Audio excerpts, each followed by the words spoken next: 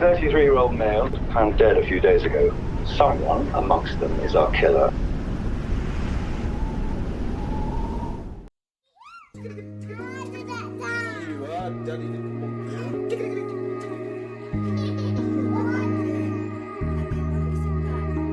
Imagine a family without a care in the world, but on the brink of disaster. It's 1988, and the Hurrells from Caerphilly, South Wales, have every reason to be happy. Their daughter and their younger son have a new sister, Natalie. We were all very surprised and we were all very excited at the fact that there was a new little baby in the house. It was even better for me because he was a little sister. The age differences was 9 and 4, so it was just right to have another baby, and everything was perfect. But everything wasn't perfect. 200 miles away at Newton-le-Willows in Lancashire lives someone who, for entirely separate reasons, coveted a baby. She was a woman who displayed bizarre behaviour involving babies over several years. And she was about to encounter Natalie. There are people out there in society who have no empathy for their fellow human beings, and they will do anything if it pleases them. And that, to me, is a very frightening thought.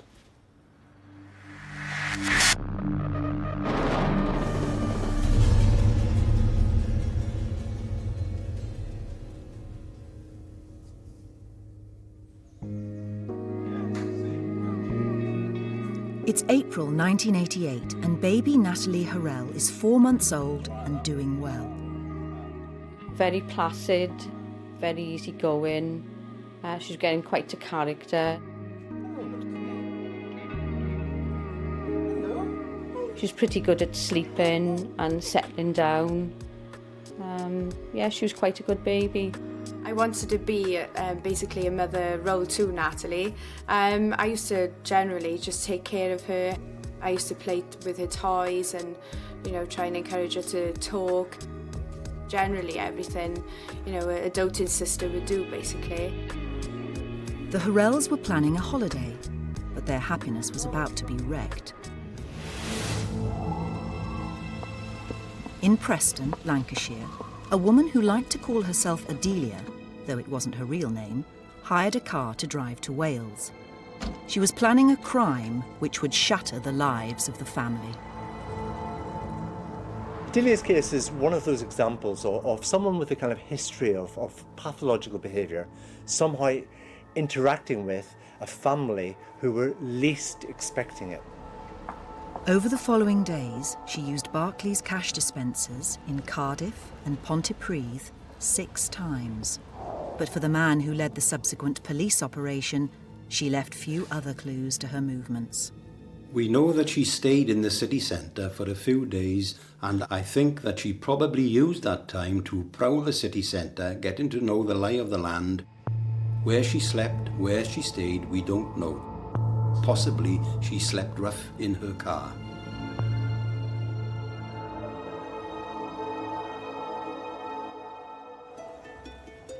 What is known is that some days after arriving in Cardiff, there was an incident which foreshadowed the events which were later to unfold.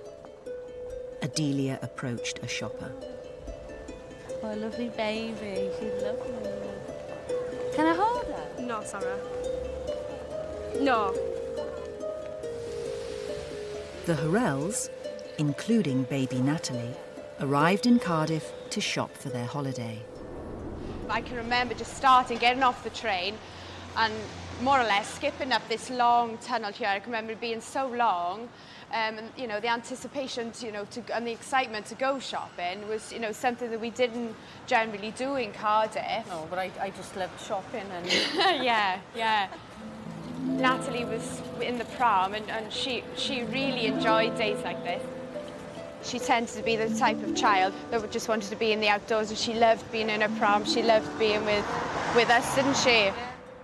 Not far away, at around this time, Adelia entered a food outlet and asked for hot water for a baby flask.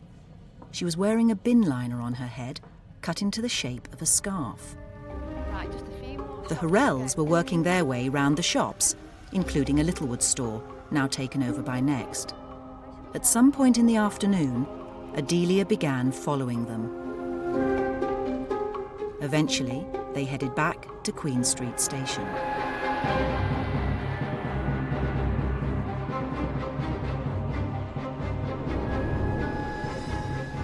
We just finished shopping, I came through the doors here, and suddenly from behind I was approached by a woman. Excuse me, madam. Excuse me. She said, have you just been shopping in Littlewoods? And I said, yes. And she said, well, I've been sent to get you because you're owed some change. I'm the store detective there. You don't really The manager's just sent me to tell you that you've left some change. You've left some change. Well, I looked at her at this point and I thought, who is this strange and peculiar woman? I can remember looking up at her and thinking, oh, something doesn't seem right, I don't know. She was, quite scruffy in the way she looked, wasn't she? And I said to her then, I need to sort this out, I will come back with you. But I don't think there is a problem. But then I went back to the store with her. Which I wasn't very happy with because of the fact that I wanted, I had to go back into Cardiff. Just wanted to get home and open, the clothes that we bought that day, basically. Oh, you're beautiful, aren't you? Oh, you're beautiful, baby. I really thought in the back of my mind, does she think I'm a shoplifter or something like that? Why is she questioning me? Because I even showed her my receipt and I knew that I wasn't owed anything, but in the back of my mind, I wanted to make sure that I was not accused of anything. What happened next was cleverly planned. What you've got to imagine is we were at the bottom, it all happened at the bottom of an escalator, very similar to the one that we're standing on here. Obviously not the same one as the store because the store no longer exists. So we were standing here at the bottom. And the woman said to me, you go upstairs and sort out the problem because that's where the problem is, upstairs. Obviously you can't take the pushchair on the escalators, but it's just up here to the right. They'll be expecting you to go and get your change. Leave her with me, it's fine. So I got on the escalator with Kevin, left Natalie in the pushchair with Louise holding the pushchair with the woman. So when obviously I was looking up the escalator at my mum, and the woman said to me as soon as my mum was out of sight, your mum's calling you. So I said, I didn't hear anything, so I hesitated. Oh, I just heard your mum calling you. Will you be a good girl, go see what she wants? No, it'll be fine, don't worry. I'll look after her. Good girl. You go and find your mum. That's a good girl.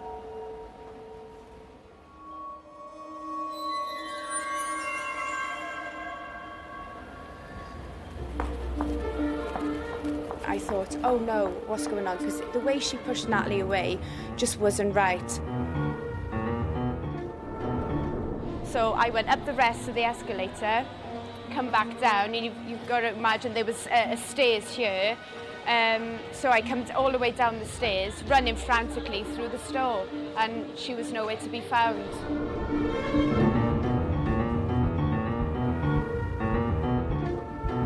As you can imagine, being a small child, all the clothes and the store, everything was just so much bigger, and the clothes was so much higher. It was like a maze, and I couldn't find my way out. An eyewitness saw Adelia fleeing, almost overturning the pushchair on some steps. I think she'd calculated her entrance, where she wanted to position us by the escalator, and her exit, which we later found out was at the back entrance of the store.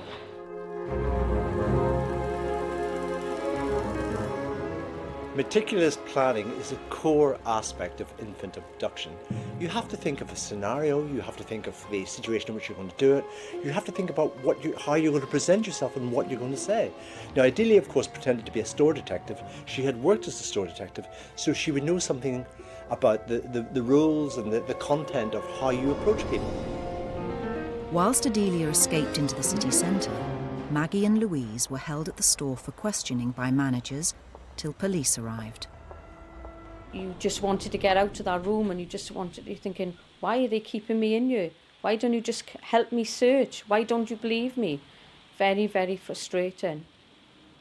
Adelia was just 300 yards away, 5 minutes after the abduction, she was seen by an eyewitness in the toilets of a multi-storey car park. Yeah, just wait a second. When she went through the door of the toilet, there was a pushchair blocking her way. She then saw a woman bending down in one of the cubicles over the toilet, and she thought it very unusual. And she thought at the time that the woman was doing something with her hair. She'd removed the headscarf and apparently put a wig on, which made her look about 10 years younger. Maggie was meanwhile being taken to the police station for several more hours questioning. Why weren't they looking? You've got to look. You're missing valuable time. You've got to start looking. If they'd searched straight away and cordoned off, say, an area, then they might have found her straight away. I know that it upsets families, but unfortunately, that is the way it must be done. It's essential that we get our facts straight, and therefore it was very important that we verified Maggie's movements from the time that she left her home in Caerphilly until the time she went into Cardiff, went round shopping and did the things that she had to do. The eyewitness who'd seen Adelia in the toilets returned a few hours later. The toilets were empty and the pushchair was still in the toilet. She reported this to a car parking attendant who was then able to tell her there'd been a baby snatch in the city, and that is how we recovered the pushchair. It was only through finding the pushchair that they started to believe my story. I thought, my God, where has she gone? It was just utter despair. You just can't describe it. It was just like a proper nightmare. Police had a few eyewitness descriptions, but after finding the pushchair, the trail went cold. No one could know where Adelia would take Natalie or what she'd do with her. Nor that the truth which brought this woman to Cardiff was every bit as extraordinary as the events that unfolded there, even to those closest to her. I was about to discover the truth about the woman that I'd married.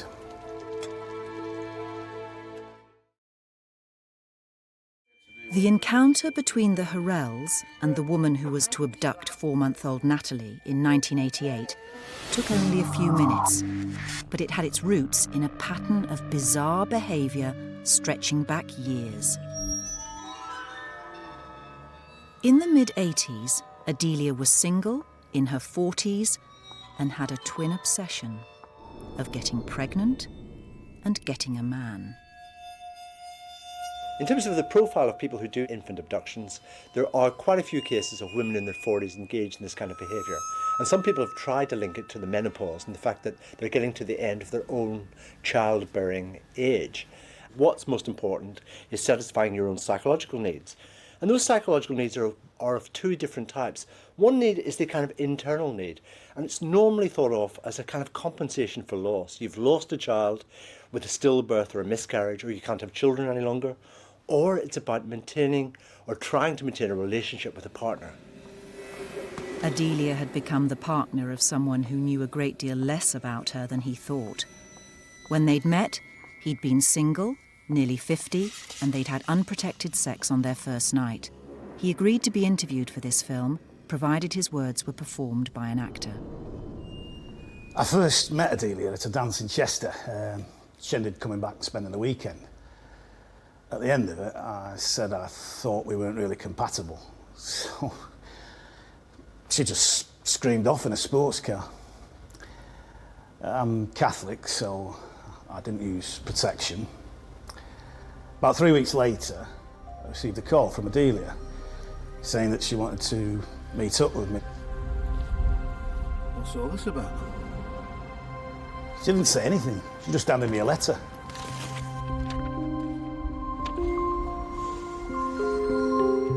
It said she was pregnant.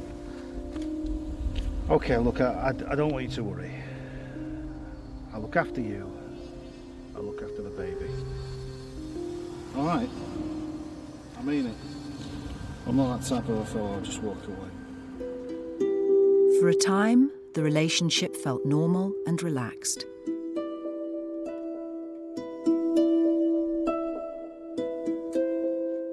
The couple spent weekends together at his house. But then came a phone call. Adelia. What? You've lost our babies? Babies? I mean, what she was saying was that she'd lost twins. I didn't even know she was expecting twins. It was just devastating.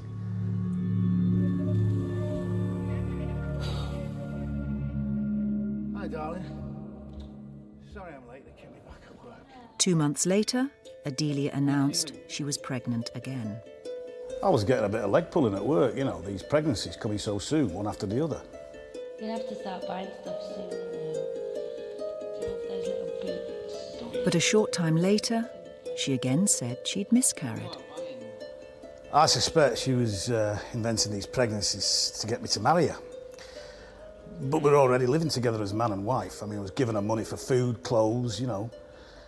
And then I discovered that she changed her name by deed poll to mine without even asking me. Adelia's attempts to deepen the relationship were to become increasingly bizarre. The behaviours are all to do with manipulation, deceit, a kind of protracted pathological lying, a kind of manipulation of other human beings, and a lack of empathy. So this is someone who is very much bound up with herself, puts herself first, and cares first and foremost about her own psychological needs. Those needs led her to make a request, which later was to suggest her mind was deeply disturbed. She asked me for something strange, a Lincoln Continental. And I bought it. Adelia, for the third time, declared she was pregnant. She developed a swollen stomach, but there was no other evidence a baby was present. You know, it'd be nice to sort of feel it, you know, kicking around in there. Adelia's pressure to force her partner into marriage became increasingly explicit. That man was right. What man? The man from the Samaritans. You didn't go into the Samaritans. He said if you were a decent man, you'd make a decent woman out of me. Oh, he did he? Yeah. I thought, she's already taken my name, she's carrying my child, so I thought, I'll book the marriage ceremony, and we went ahead. And all through the ceremony, for no reason that I could see, she was laughing hysterically.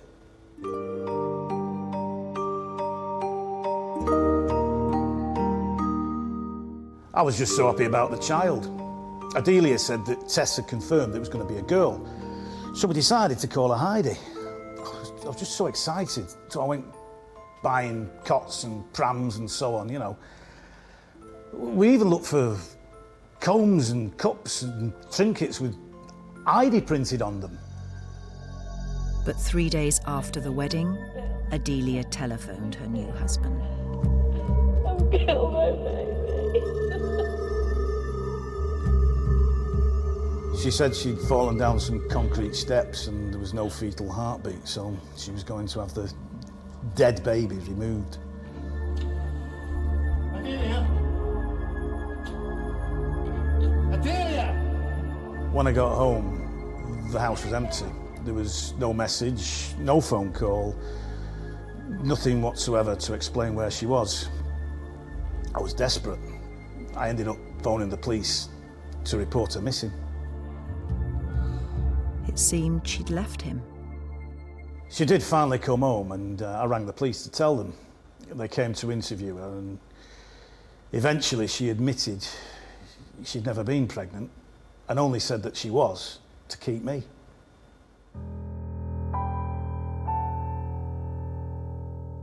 I was so upset and hurt by the charade that she'd put me through. It was at that point that I realised she was mentally ill, so I decided to do a bit of research. He discovered Adelia had been married 3 times before. The first husband, a merchant seaman, left her, though they had 2 children. The second appeared to have divorced her before dying, partly through alcohol abuse. But then came a revelation relating to the third husband, which cast new light on Adelia's request for a Lincoln Continental. She told me that he died of an heart attack. In fact, the husband was found in a Lincoln Continental with a pipe attached to the exhaust. He'd committed suicide. Before you know it, she's on to the police saying, I want the car back. Well, the police are saying, you know, it's full of vomit and fumes, but she's there demanding. So she gets it back, and before you know it, she's driving around again in it. What you have to try and work out is what a Lincoln Continental symbolises for her. Well, at one level it symbolises wealth and so on, and the fact that she gets someone to buy it for her inflates her self-esteem because, you know, she's powerful enough to get men to buy this car for her. But why on earth wouldn't she be put off it if her husband had committed suicide in it? Well, perhaps the reason is that if someone's committed suicide, perhaps, again, it reflects on her own concept of identity. Perhaps she is that powerful that people will do all sorts of things out there for her. Her husband's patience had run out, and he left her.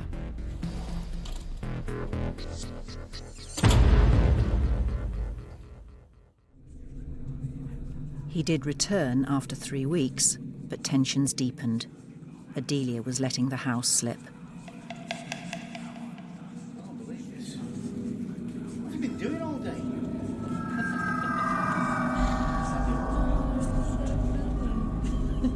At about this time, she did try to get work. She obtained a government grant to set up a private detective agency and offered her services as a store detective, but she put decreasing effort into her marriage. Our relationship deteriorated. Then things really came to a head. Shirley, please, you gotta come, he's attacking me. He's attacking me, he's hurting me. Please, Shirley, come. Shirley, you've gotta come now. Please come. I couldn't believe it. She was telling our neighbour that I was attacking her. When I went through to take the phone off her, No, don't touch me. well, I realised that she wanted me to wrestle the phone away from her. Get off me. Shirley, he's got me, he's got me. I was arrested and put in a police cell. The charges were quickly dropped, but while I was there, the sergeant told me something unbelievable. Adelia had claimed, while she was still going out with me, that she was the mother of a baby abandoned at Harrods and she wanted to claim it. From her husband's point of view, of course, these are completely contradictory behaviours. And it's a classic double-bind situation, which is both approach and avoidance. She's trying to pull him in, at the same time she looks as if she's trying to drive him away. So he will have understood that his wife at this point is not being a sane human being. By that time, I'd had enough. I filed for divorce. Abandoned by her husband, Adelia had no intention of remaining on her own. 8 months after their split-up, she embarked on her desperate trip to Cardiff and to the fateful encounter with the Horrells and 4-month-old Natalie.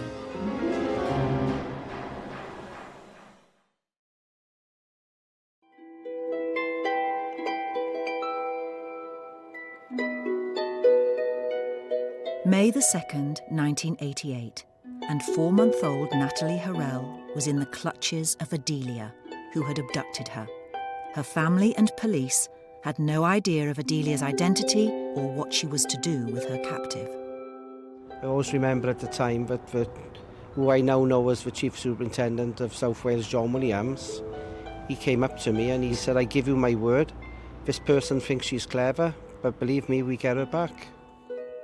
That evening, Adelia brought Natalie to her home at Newton Le Willows in Lancashire.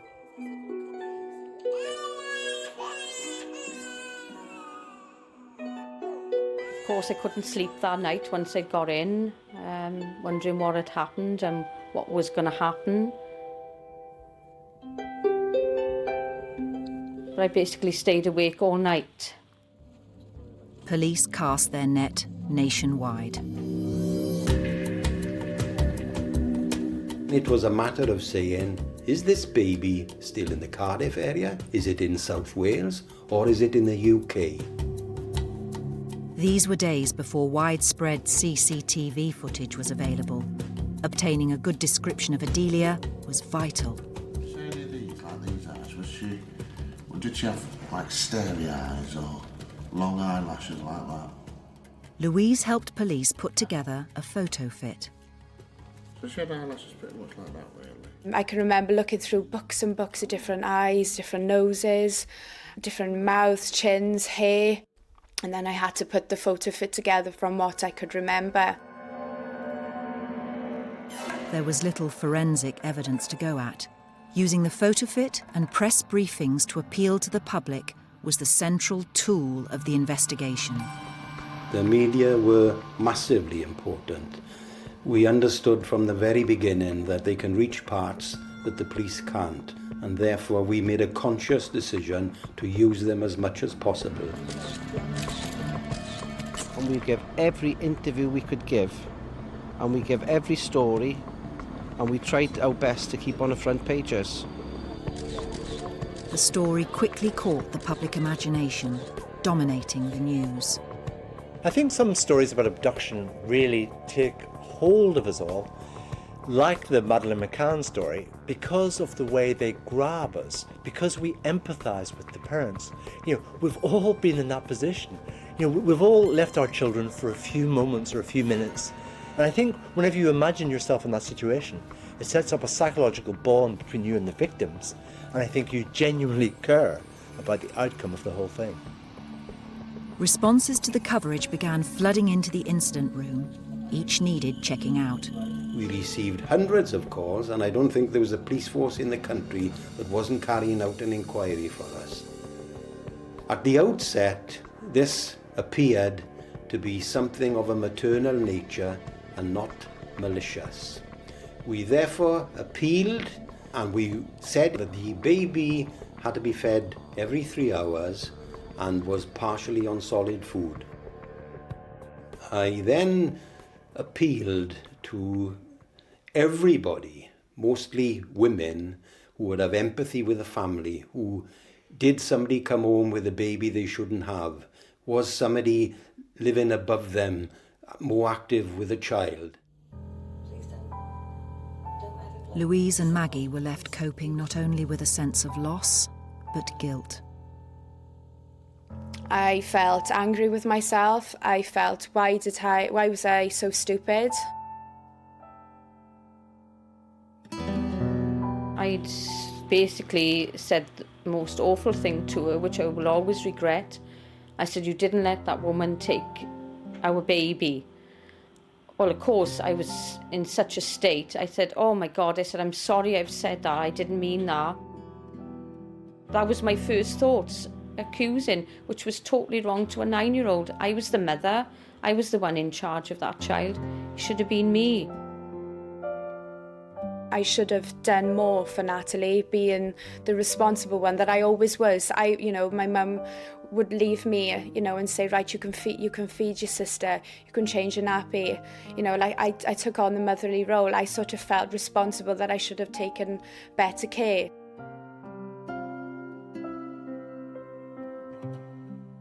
To have allowed that to have happened, I felt a failure. And sometimes when I think back now, I think I was a failure as a mother. But I had to get myself over that.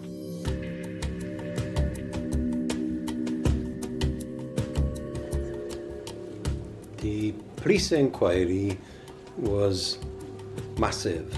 We had upwards of 50 to 60 detectives from South Wales working on it, and of course the rest of the country through the media were well aware of what was going on.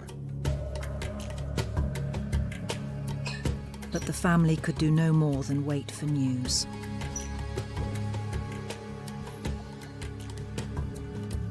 It's a sense of hopelessness. No matter what we did, we couldn't do much. But the lowest I got was 3 days after Natalie went missing, about 6:10. The phone rang and I answered it. Hello? And it was a woman who just said that she's dead. Everybody was looking at me expecting good news, and I just broke down, and it's the first time that I cried. I had to go into the kitchen. My mum and dad was there, and I was just in tears, and it was so out of character as well that you just couldn't explain it. And I just couldn't believe anybody could be so hateful.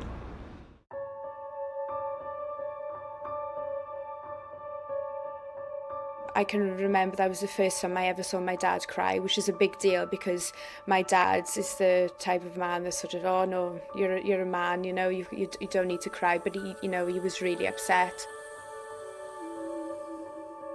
Emotionally, it was a very hard time for my family. All of my family got together, my aunties, my grandfather, everybody was always in the house. Many in the local community too provided support.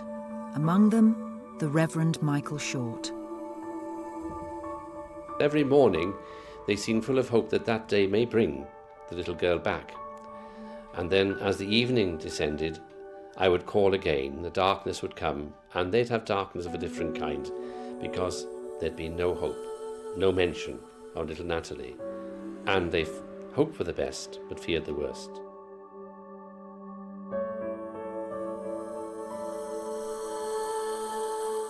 By the end of the week, I was starting to go downhill quite fast.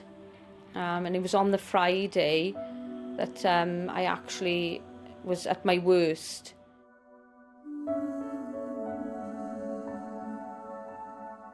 The feeling of desperation went as far as the press, and they, like myself and so many other people, were very desperate to get this little Natalie back. One newspaper asked me if I would possibly consider going to find out where the little girl was. If somebody would let me know, then I could go and fetch her and bring her back to her parents without divulging the identity of the abductor to the police. And I realised that this was certainly against the law, so that was not done. The involvement of the media proved double-edged, adding to the pressure.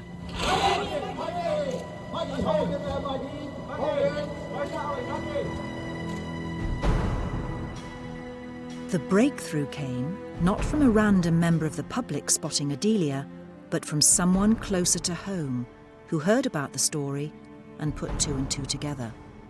It was Adelia's estranged husband who provided the crucial information. Just kept nagging at me brain. I'd seen the photo of it, I'd heard the story. It all fitted too well with Adelia's fantasies involving babies. I just contacted the police. Police went to Adelia's address. They had no way of knowing whether this would be just one more fruitless house call, or if she did turn out to be the abductor, what she might have done to baby Natalie.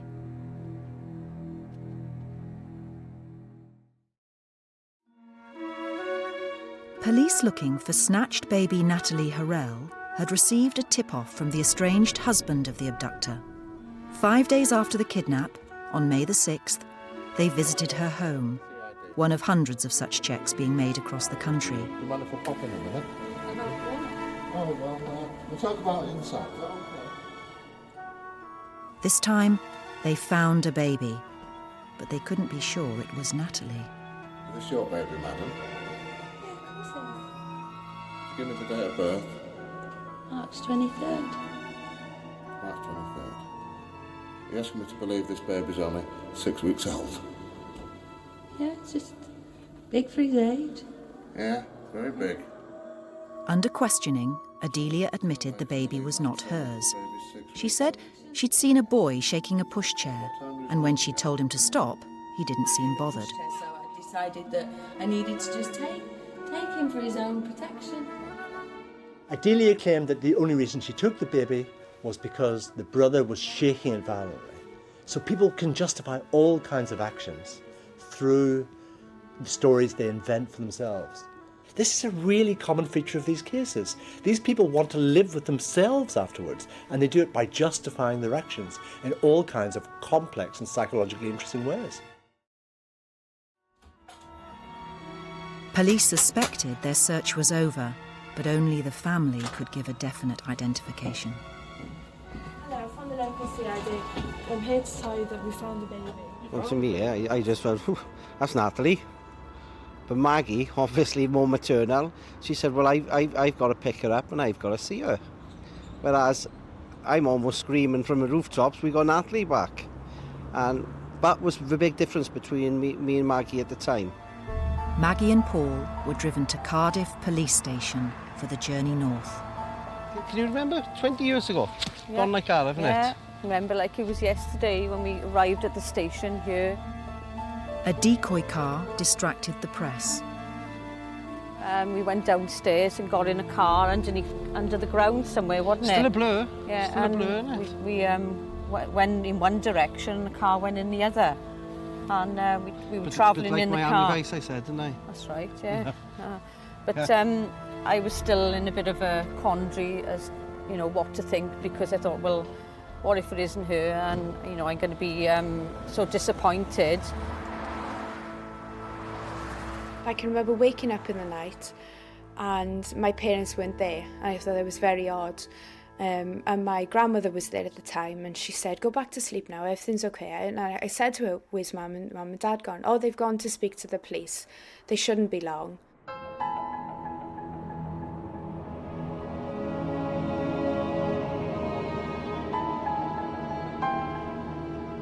There was something, the difference in the house, you know, the spirit of the house had changed. Something had gone on, and I knew something was had changed.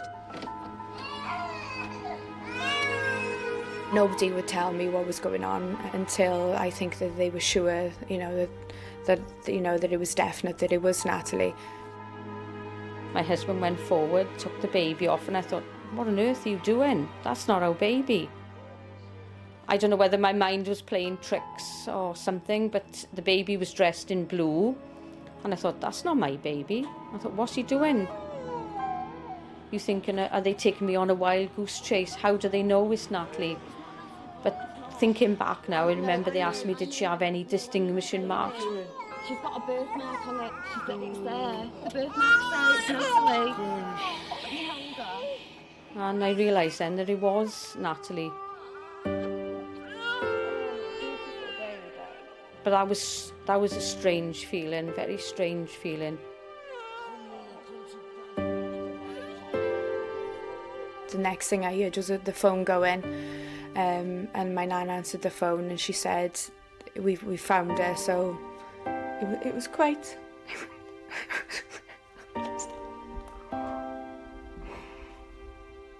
Sorry.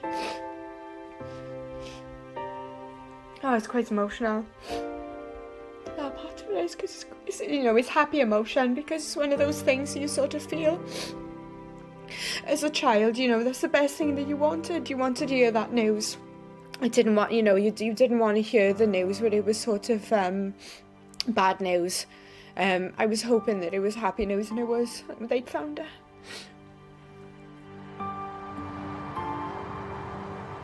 We arrived home 5 o'clock in the morning, and when we got to the house, there was a big banner saying, "Welcome home, Natalie."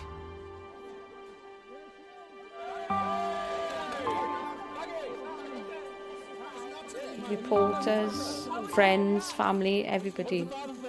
People out in the street, everybody dancing, drinking, partying without us.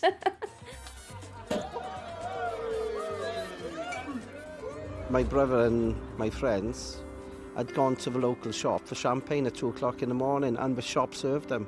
And they said, don't tell us, with Natalie's back. And as we was there, all the cars were beeping and tooting. So it was a fantastic time.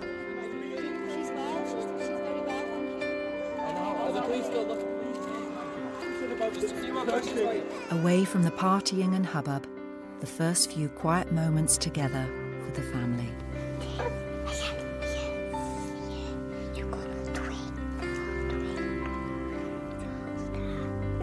We've got you back, haven't we? When I actually held her in my arms, instantly I went straight back into mother role. I was like, oh, I gotta soothe her, she's crying.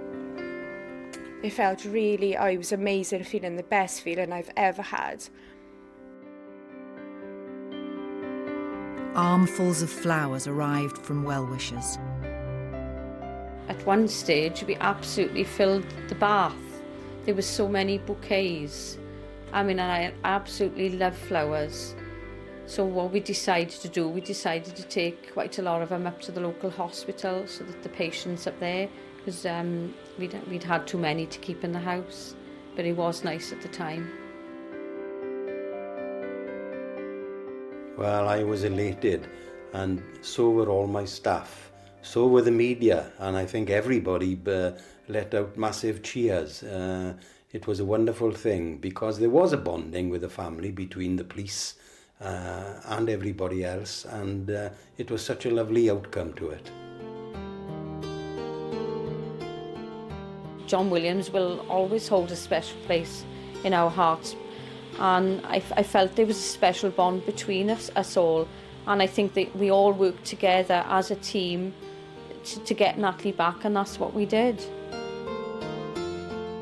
Police, like everybody else, they are family people, and when a child is involved, they do become sometimes emotionally involved. It's probably the best case of my career. A short time after Natalie was found, she was christened, along with Louise and her brother Kevin, partly in thanksgiving. Well, the christening was a great occasion, and they came along to the church, and big numbers came to support them.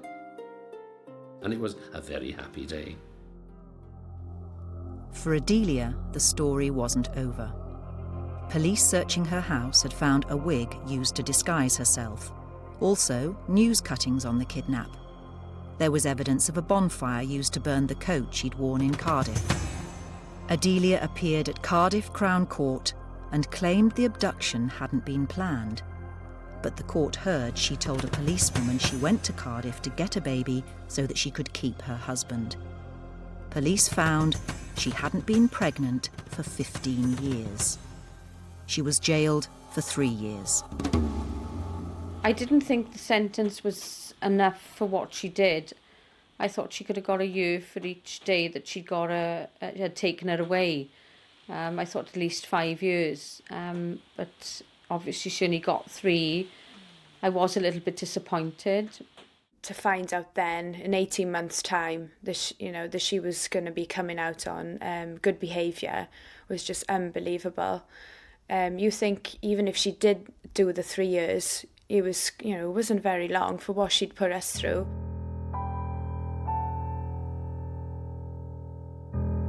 I think in trying to understand Adelia's state of mind, you're trying to understand the state of mind behind all infant abduction.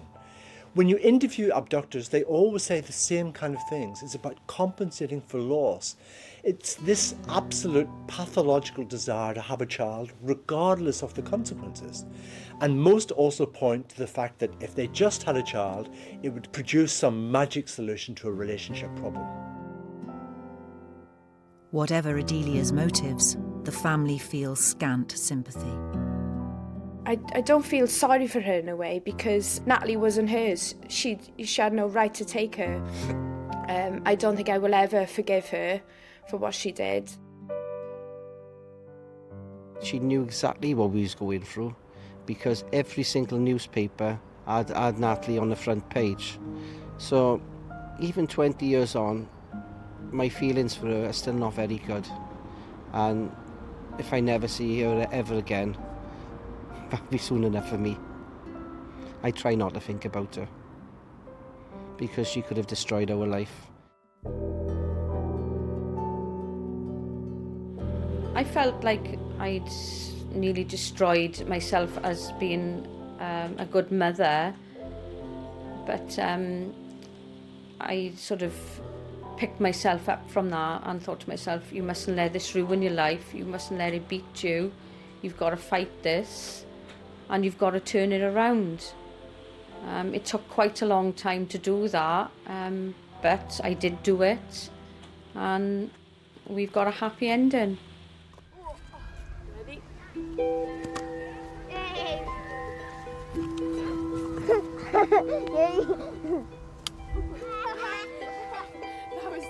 Louise is now 29 with children of her own, aged 5 and 12.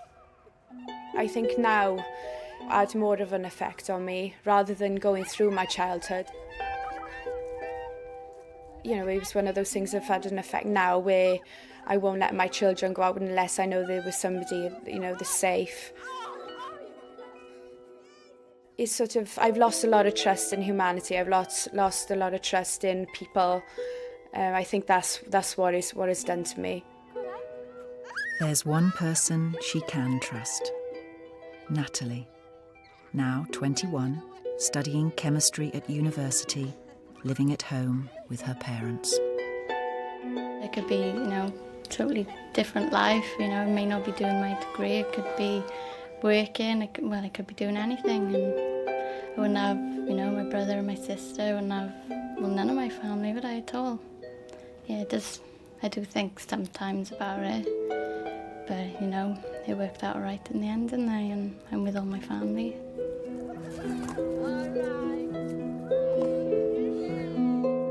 I don't really feel hate towards her. It's hard to describe what I feel.